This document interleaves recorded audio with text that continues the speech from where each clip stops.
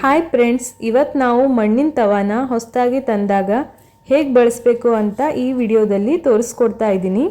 ಬನ್ನಿ ಹಾಗಿದ್ರೆ ನೋಡ್ಕೊಂಡು ಬರೋಣ. ಮೊದಲಿಗೆ ನೀವು ಮಣ್ಣಿನ ಪಾತ್ರೆ ತಗೊಂಡ್ರೆ ಅದು ತವಾ ಅಥವಾ ಕಡಾಯಿ ಆಗಿರ್ಬೋದು.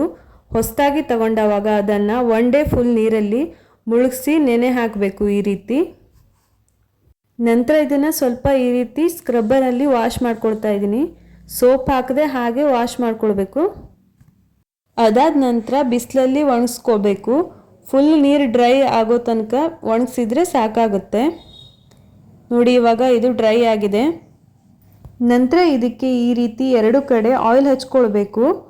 ನೀವು ಆಯಿಲ್ನ ಈ ರೀತಿ ಬ್ರಷ್ ಬದಲು ಕೈಯಲ್ಲಿ ಕೂಡ ಹಚ್ಕೊಳ್ಬೋದು. ನಾನಿಲ್ಲಿ ಬ್ರಷಲ್ಲಿ ಆಯಿಲ್ನ ಹಚ್ಚಿ ತೋರಿಸ್ತಾ ಇದ್ದೀನಿ. ಆಯಿಲ್ ಹಚ್ಚಿದ ಮೇಲೆ ಸ್ವಲ್ಪ ಟೈಮ್ ಹಾಗೆ ಬಿಡಬೇಕು. ನಂತರ ತವೆನ ಗ್ಯಾಸ್ ಮೇಲೆ ಇಡ್ತಾ ಇದ್ದೀನಿ. ಗ್ಯಾಸ್ನ ಮೀಡಿಯಮ್ ಫ್ಲೇಮಲ್ಲಿ ಇಟ್ಕೋಬೇಕು.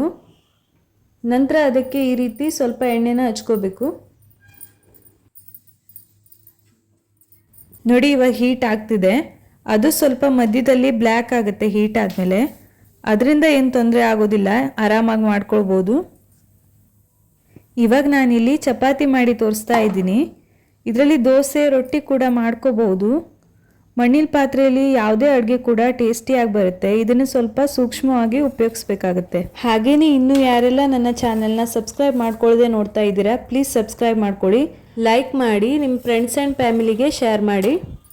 ಇದರಲ್ಲಿ ಚಿಕ್ಕದಾಗಿ ಚಪಾತಿನ ಲಟ್ಸ್ಕೊಳ್ಬೇಕು, ಯಾಕೆಂದರೆ ತವೆ ಚಿಕ್ಕದಿರೋದ್ರಿಂದ ಇದು ಮಧ್ಯದಲ್ಲಿ ಬೇಗ ಬೆಂದು ಸೈಡಲ್ಲಿ ಸ್ವಲ್ಪ ಹಸಿಯಾಗಿರುತ್ತೆ. ನಂತರ ಈ ರೀತಿ ಚಪಾತಿನ ಸೈಡಲ್ಲಿ ಚೆನ್ನಾಗಿ ಬೇಯಿಸ್ಕೊಳ್ಬೇಕಾಗುತ್ತೆ. ನೋಡಿ, ಇವಾಗ ಚಪಾತಿ ಬೆಂದಿದೆ. ನಾನಿಲ್ಲಿ ಫಸ್ಟ್ ಟೈಮ್ ಈ ತವೆನ ಯೂಸ್ ಮಾಡ್ತಿರೋದ್ರಿಂದ ಚಪಾತಿ ಸ್ವಲ್ಪ ಮಧ್ಯದಲ್ಲಿ ಕಪ್ಪಾಗಿ ಬಂದಿದೆ. ನಂತರ ಬಳಸ್ತಾ ಸರಿಯಾಗಿ ಬರುತ್ತೆ. ಕೊನೆಗೆ ತವೆ ಆರಿದ ಮೇಲೆ ಈ ರೀತಿ ಸ್ಕ್ರಬ್ಬರಿಂದ ನಿಧಾನವಾಗಿ ವಾಶ್ ಮಾಡ್ಕೊಳ್ಬೇಕು. ಈ ವಿಡಿಯೋ ನಿಮಗೆ ಇಷ್ಟ ಆದಲ್ಲಿ ಪ್ಲೀಸ್ ಒಂದು ಲೈಕ್ ಮಾಡಿ.